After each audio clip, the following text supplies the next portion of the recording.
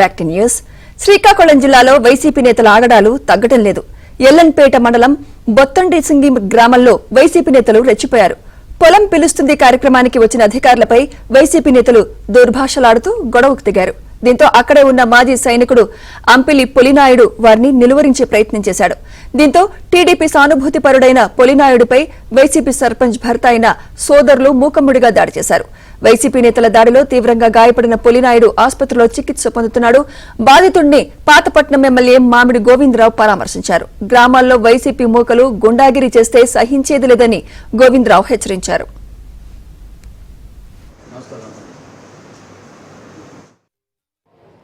మా బొత్తడిసింగ్ గ్రామంలో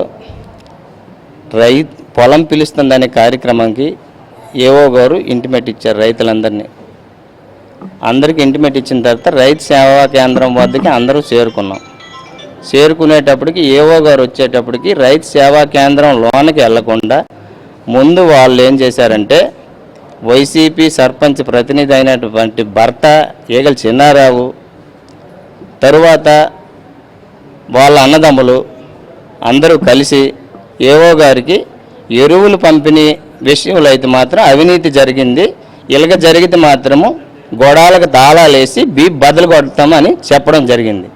ఆఫీసర్ల మీద ఎందుకు ఆ విధంగా జరిగింది? గత ప్రభుత్వంలో కాకుండా ఈ ప్రభుత్వంలో మాత్రం ఆఫీసర్ దగ్గరుండి ఎవరికి ఎటువంటి అక్రమాలు జరగకుండా చూస్తున్నారు. అటువంటిది ఏదైనా ఉంటే పరిశీలించండి అన్నందుకు ఆఫీసర్ మీద అటాక్ చేయని అన్నందుకు నా మీదకి హత్య ప్రయత్నం చేసి నన్ను కొట్టడం జరిగింది.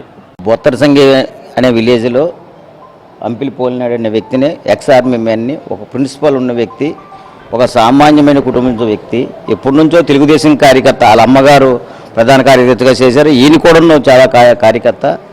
అయితే వీళ్ళ ఊరిలో పొలం పిలుస్తుందనే కార్యక్రమానికి ఏవో గారు పిలుపునివ్వడము, వీళ్ళు వెళ్ళడం, వీళ్ళు వెళ్ళి ఈ కార్యక్రమంలో పాల్గొనడం అనేది జరిగింది.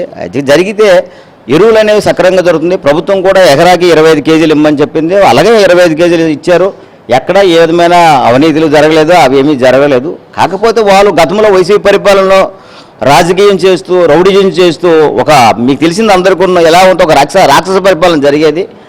ఇప్పుడు కూడా అదే అనుకుంటారు. ఇప్పటికీ ఇంకా వైసీపీ పరిపాలన ఉంది, వైసీపీ ప్రభుత్వమే ఉంది, ఇంకా మేమే పరిపాలిస్తున్నాం, మాకు ఎవడు అడ్డు అని చెప్పేసి అలాగా 5 అన్నదమ్ములు ఒకేసారి ఒక వ్యక్తి మీద దారుణంగా దాడి చేయడం అనేది ఇది చాలా ఖండిస్తున్నాం. ఇది తీవ్రమైన విషయం. ఇది తక్కువ టైంలో వీళ్ళ మీద తీవ్ర పరిణామాలు ఉంటాయి.